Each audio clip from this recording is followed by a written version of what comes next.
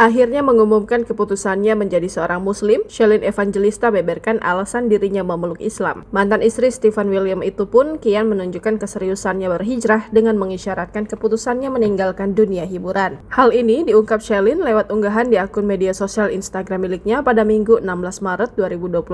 Memang kabar perihal Shelin yang telah menjadi mu'alaf sudah lama berhembus. Meski demikian, ibu 4 anak itu telah memilih untuk diam dan merahasiakan keputusannya. Namun Shelin beberapa kali terlihat menghadiri pengajian dan menutup auratnya menggunakan hijab. Kepergiannya menjalankan ibadah umroh pun kian memperjelas status Shelin sebagai muslimah. Setelah mempelajari Islam, Shelin mengaku mendapat hidayah dan semakin jatuh cinta hingga akhirnya menjadi mu'alaf atas keinginannya sendiri. Diakuinya, setelah menjadi seorang mu'alaf, Shelin pun mengalami perubahan cukup besar dari dalam dirinya. Sementara itu, Shelin menuturkan alasannya baru mengumumkan keputusannya menjadi mu'alaf tersebut lantaran terlebih dahulu ingin memantaskan diri. Bahkan demi keseriusannya berhijrah memperdalam Islam, Shelin mengisyaratkan keputusannya untuk sementara waktu menjauhi dunia hiburan dengan mengurangi pekerjaan dan muncul di media sosial.